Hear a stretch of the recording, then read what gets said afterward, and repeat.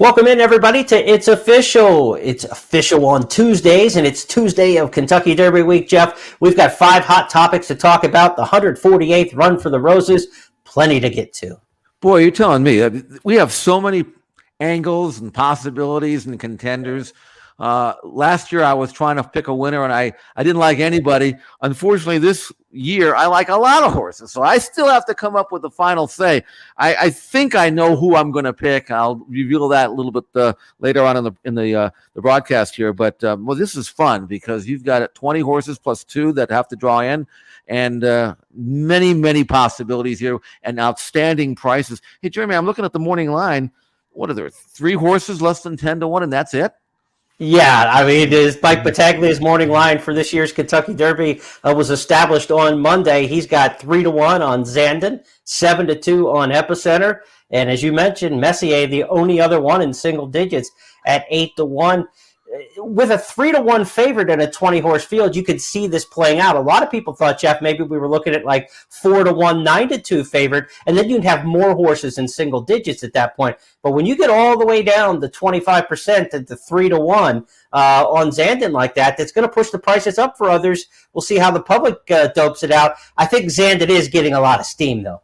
He is, but I don't think he'll go lower than 3-1. It's just too many alternative possibilities at decent prices. People tend to not want to bet on the favorite, and that was a good thing back for 20 years between 1980 and 1999 when the favorite never won. But now the form has been established in the recent 10 years or so.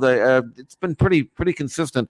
So I think people probably will have a little bit more confidence if they like a short price. But having said that, there are too many alternatives here that will offer good gambling value.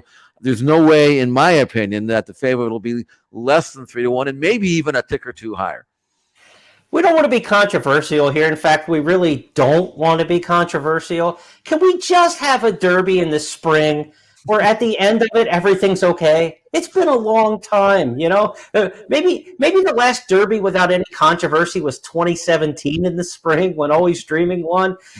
Let's just have a clean race, everything go well, and enjoy the heck out of the best event we have in horse racing. So let's get into our topics. We've got 5 of them on the board this week. And as we mentioned, the post-draw was yesterday at Churchill Downs, and the draw winners and losers, Mr. Siegel, in this field of 20. Let's take the horses you thought that drew particularly well.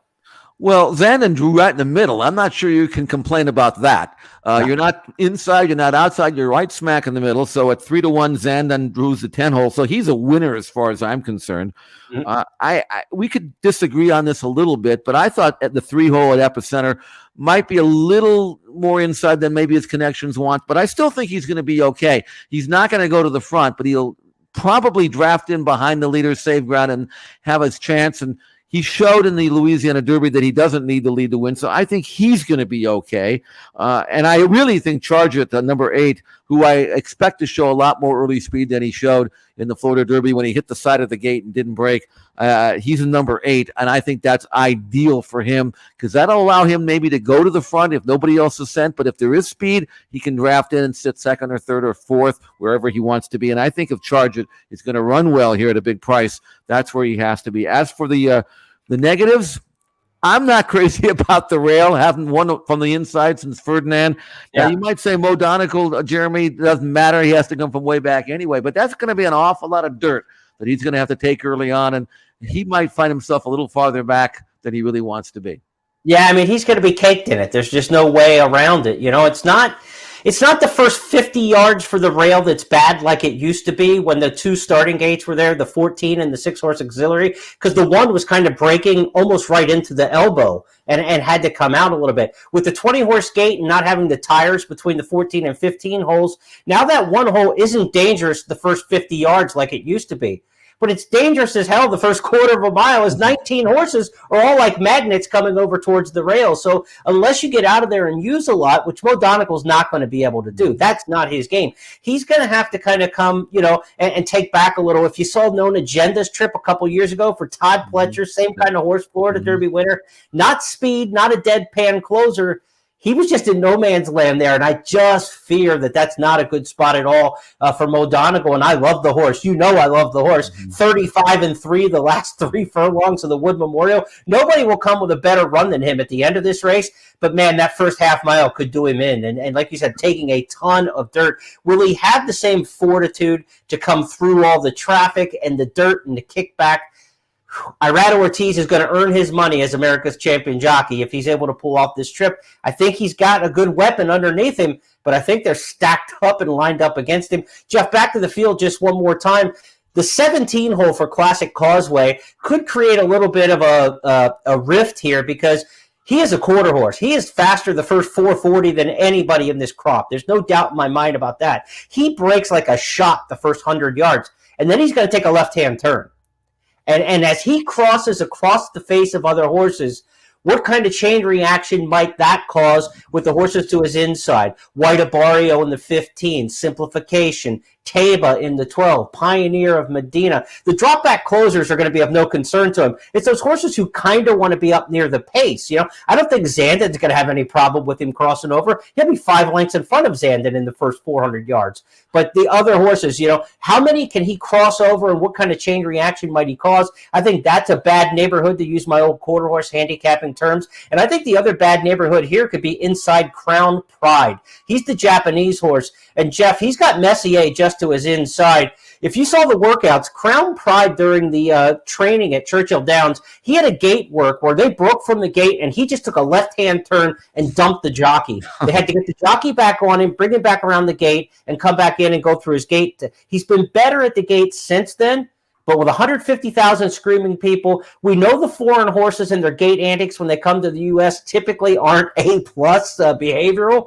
I would not want to be inside of that runner. And Messier could be in a bad neighborhood there. If that horse takes a left-hand turn at the start, you're like Rock Your World last year, right? I mean, right. Rock Your World's race was over in the first, 3 seconds of the Kentucky Derby. So Messier's in a little bit of a danger zone there. Now, let's hope that they get out of the gate just fine with Crown Pride. But that would be a concern of mine. And I think if you're looking for where I didn't want to be, immediately inside of Crown Pride, after seeing what he did in the morning, is a place I wouldn't want to be.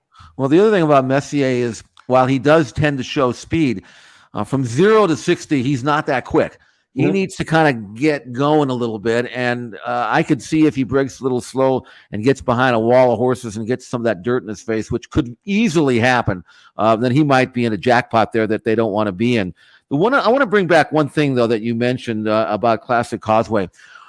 Certainly, we look at his form, and he's been tough on the lead, and I know he breaks like a shot, but do you think they are absolutely committed to gunning to the front because it didn't work against better horses in the Florida Derby? I don't know, and I'm just not quite sure that they're going to bust out there and go. But maybe you have a different opinion. He's got a couple owners that are older who want to be in the Kentucky Derby. They know what happened last time, and they're getting up there in age and say they want to have a Derby horse, and they have a qualifier to be there. I think they'd love to hear his name called for the first 6 furlongs. Leading in the Derby used to be a thing. You used to hear Wayne Lucas talk about that with some of his speed horses that were in there. Hey, the owners like to hear their name called for the first 6 furlongs that they were leading the Kentucky Derby. So I think he's going to the front. Okay. It's very curious to see what they do with Summers tomorrow in the 4-hole. The horse who led the UAE Derby, kind of a stretch-out type where the distance was a question in Dubai last time. They're saying they're intent on going to the front. The 4 and the 17 are both going. They meet somewhere going into the clubhouse turn. And I think the rest are kind of like, well, what are those two doing up there? I don't think either, but nobody thinks those two 40, 50 to 1 shots are going to be around at the end. But I think they're going to get the first call into that clubhouse turn, that iconic picture with the twin spires and everything in the background or whatever like that. They're going to be 2 no-hopers in the lead in that iconic picture this year. Well, last I checked, they don't pay off lap money. But I will say this. If that scenario takes place and the pace is fast, it could alter the outcome of this race. And I'm asking you, Jeremy, do you think, based on what you expect to happen, do you think the pace is going to be faster than average? Yes, I do think, and I think we have almost the equivalent of the sprinters that we used to have that kind of got wiped out of the Kentucky Derby. Classic Causeway isn't a sprinter, but he runs like one. And the horse from Dubai was a sprinter who happened to stretch out and got the points in the UAE Derby when he ran his guts out to run second that day. I think we have a couple horses who we are going to say someday were 7 furlong horses, and they're in this year's Derby. And we haven't had a lot of those in recent years. So I think this is going to be a faster than usual Derby, too. And look, everybody saw 3 straight wire-to-wire winners under the wire win this race. They're not stupid. They're not going to try to sit 6-8 lengths back. Everybody's going to try to sit third. And when everybody tries to sit third and you got 2 sprinters out in front of you, what's going to happen? Epicenter in the 3 down to the inside. He was a little geeked up in some of his workouts. Is he going to settle and come off the bit, or is he going to be up there in that mix? I think this is a fast Derby. That's why I like Mo Donegal, and damned if he didn't draw the rail. So They never make it easy, do they? The racing guys. They always throw a curveball at you. So I loved I'll have another, and he drew the 19. And I remember sitting in the post position draw room, and I'm writing down the numbers as they're coming. 19, I'll have another. And I went, shit, and just went straight across my program because I was like, he's done, and I got off of him. And of course, he won from the 19. But I followed in with the rail horses. No Agenda, looking at Lucky. I still bet them despite drawing the rail, and it didn't work out well either. I think I need to find a horse in a better post position. We'll talk about that a little bit more as we get further into this edition of It's Official. Second topic on the board, Jeff. Let's go to our morning glories. Which horses have caught your eye training at Churchill Downs and beyond? Well, I wasn't going to make a pick based strictly on workouts, but I had several horses that I was considering and wanted to see them at least work well. And that doesn't necessarily mean work fast. It just means that they're working sharp, they're eager, they're healthy, they're ready to explode. And I got that impression really from Zandon when he breezed. He just looks unbelievable. I was looking for something to verify his impressive win in the Bluegrass, and I saw it. I mean, how do you look any better than this, Jeremy? Zandon, just cruise control. And this is his least favorable looking workout. This was the one at Churchill. The one at Keeneland looked incredible. I mean, and this looks really, really good too. So you want that 2 works back to be your best. It was. And this one might be the second best of any horse that worked for the Derby. So Zandon, yes, there's nothing in the morning that turns you off with what you've seen from him. There's another horse that has been working really well that I originally didn't consider, and I still might not, but I want to give him his props for looking as sharp in the morning as he has, and that is Cyberknife. This is a very, very good, sharp, improving, great-looking colt, and while I'm not keen on those coming in from Arkansas, this colt really caught my eye. He was awesome, and he went fast at Churchill, 11 and change, and he looked good beating a stablemate that is pretty good himself. Yeah, you got Cyberknife, Zozos, lightly raced horses for Brad Cox, who kind of took, similar regional paths in their resumes to get here. Cyberknife looks to be doing the best of all the Brad Cox horses, but boy, Brad could not have walked out of that post position draw too happy. Cyberknife in the 16, Tawny Port in the 18, and Zozos in the 19. I mean, he's going to have an old-fashioned 16, 18, 19 exacta box to play in the Derby. Tough hand for Brad Cox. His good fortune in the Derby, of course, last year being put up well after the race, becoming a Kentucky Derby winning trainer with Mandaloon. We'll see if he can double and win back-to-back years. Jeff, workers in the morning who may not have shined as much as you had hoped. Well, I was looking for something special from Teba, and he, of course, only has had 1 work since the Santa Anita Derby win. He's on the outside, and that horse on the inside cost $1 million as a yearling, but he's worth about 25 at best. So I thought, right? I thought he'd blow by this horse, and the horse on the inside is the cheap one, and he's just kind of galloping, and there's Taba on the outside having to be niggled at, and it was an okay work, but you don't want okay. You want great. You want sensational. Right. And he's not getting by this horse, and this is the only work we've seen of him since his Derby win, and he's only had the 1 work because apparently he got knocked out after the race, which he figured he would. He ran hard.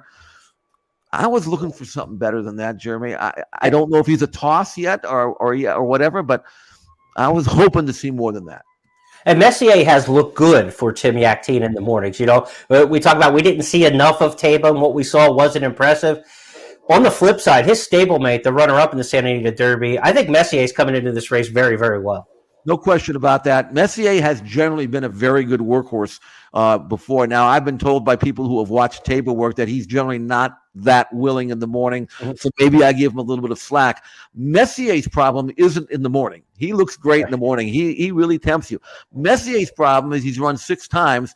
3 times he got beat, and all 3 races he should have won. He's not the kind of horse that wants to overcome adversity. He can beat you a mile if he feels like it, but if you look him in the eye, that's what I'm interested in seeing. And in the morning, when he's working by himself, he's working against nobody, so he's going to work well. So I'm a little bit concerned about Messier only because I'm not sure if he's trustworthy, and I'm a little bit concerned about Tabor because I wanted to see something more than what I just saw. Well, for Messier's sake, let's hope Crown Pride doesn't take that left-hand turn out of the gate and make things angst-filled as well. Let's go to our third topic this week on It's Official. You have to use him. Which horse, Jeff Siegel, among the non-favorites, are you talking about here that we just have to use? I'm going to have to use Charger to 20-1. I'm sorry. He's too good a cultist. 20-1. I actually thought he should be 10, 12-1, something like that, because I actually thought he was best in the Florida Derby. Now, he's only had a handful of starts, not even that, 3 starts, but I can tell you one thing about Charge It. I know Todd Pletcher really, really likes this colt. He won a maiden by a pole at Gulfstream Park, ran a mile and 35 in small change, just breezing. Stretched him out off that race in the Florida Derby and expected him to be on or near the lead. Hit the side of the gate. Got off slowly, got dirt in his face, was green as grass. He lost his action down the back stretch. He lost his position, moved up into the turn, had dead aim, went to lugging in, lugging out, switched his leads twice. He still got beat barely over a length. This is a very talented colt who has come back and trained well, and he is 20-1. He's got a nice 8-hole post position. He's going to be in the first flight, not necessarily in front, but he should be right there. And if he can get clear without any dirt in his face and get into rhythm, man, I'm telling you, Charge It is a lot better than 20-1. Maybe he'll make us all forget about Apollo one more time, making his debut here as a 3-year-old. Let's look back at the Florida Derby, the big race Jeff was talking about that sets up Charge It. Charge It getting ready to launch his bid. He's 3 lengths off the lead, but gaining ground with a 1/4 mile left to go. Now at the top of the stretch, Simplification bracing for an oncoming White Barrio. Papa Cap is very game between horses, and Charge It swings into action on the far outside. There's an 1/8 of a mile to go. White Barrio takes over from Simplification. Charge It with a late say down the center. 16th to run. White Barrio almost home. Charge It shifts ground. White Barrio still there, and White Barrio wins the Florida Derby for Safi Joseph Jr. from Charge It in second and Simplification third. Papa Cap ran 4th. Let's see if Luis Saez doesn't use the left-hand stick coming down the lane this time. I think he went right-handed one too many times, and that last little move at the end, horses are getting tired and things like that. The first time going a mile and an 1/8, first time it gets top-level competition for him. Little left-handed action, that Mike Smith pop with the left hand down the lane by Saez. He's a smart rider. I think he's going to learn from that last ride. And I think Charge It, like you said, is one that you don't want to leave off your tickets. What are you looking at, Jeff? Fair odds on him, 12-1? Well, he's 20 on the line. He might go a little less than that. I know there are a lot of sharp handicappers that I've talked to that maybe not expecting him to win, but they're playing supers and tries and things like that. And he's one of these horses you have to use him. The reason why I think you have to use him is, unlike some of the others who we kind of think we know what they're capable of doing, I don't think we know what Charge It can do. Yeah. I think there's a lot more than he can give, and he might grow up in one race. And if he learns how to be a racehorse from one race to the next, he's got a chance. Now, he also could finish 17th just as easily, I realize. But at 20-1 on the morning line, and maybe as low as 13, 14, 15-1, you have to use him. You have to use them, and if you want to find some other horses that you might want to use in your exactas, tries, supers, and even on the win end, be sure to download a free copy of the Express Bet and First Bet Kentucky Derby Wager Guide. It's available on the First Bet app. You go down into the More button on the app, and you can download it right there on your phone. Or if you're on the desktop version at expressbet.com or at First, go to first.com, 1st.com/guide. First.com/guide, and you can download the free wager guide. 16 racing analysts, Jeff and myself included, across the first family of racetracks and XBTV, all the analysis in there, workout reviews, a lot of stats and trends in there. We'll have an updated version of the guide that will be released on Thursday that will include all the artificial intelligence picks from the First Bet app, Eddie Olczyk's picks, and Brent Musburger from VSiN, the legendary sportscaster, will check in with his Kentucky Derby picks as well in our updated guide released Thursday. But the original guide is out. It's there, and I can tell you right now, there's a big old asterisk next to my picks in there because they were done before the draw, and I'm back to work after Mo Donegal lured the fence. Jeff, let's get back to work on topic number 4 this week on It's Official. We had the ones you had to use. Now, who are you tossing out? Your horse, Mo Donegal, and it's nothing against the horse. It's mostly about the trip and the draw. Not to say that he couldn't come flying home, because I think he's progressing, but he did get a dream run in the Wood Memorial. He got through every step of the way, didn't have to take dirt angled out, and was up in time.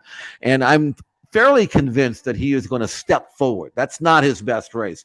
And given an outside draw with a more guaranteed faster pace than I think might happen, I would definitely consider Mo Donegal as very dangerous. But I saw a few others in here, but they're not going to be, short prices. I mean, I don't like Smile Happy. I don't like Tiz the Bomb. They both work together on dirt. And Smile Happy, I don't think has made a lot of progress. I like Tiz the Bomb as a racehorse. I'm just not sure he's a dirt horse. Yeah, he did win on the dirt, but he didn't win it from off the pace. And I remember him struggling in Florida on the dirt earlier this year, and he hated the dirt in his face. So I don't think either one of these McPeak horses are going to fire at all. So I'm going to try to take a stand against them. But they're both going to be big prices. It's not going to be a big deal. I'm not sure about the Florida horses other than Charge It. In other words, I like Simplification and I like Whataburger. I just don't see them winning, Jeremy. I think they could, get a piece of it or something. But if you're looking for a winner, one of those, I think that would be surprising to me.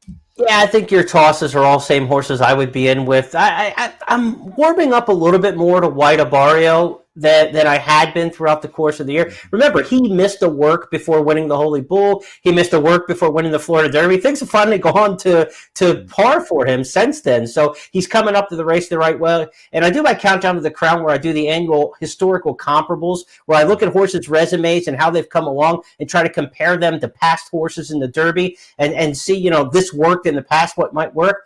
The historical comparable that is dead on for Whataburger is the only one I came up with in this 20-horse field that matched the Derby winner. He looks exactly like I'll Have Another.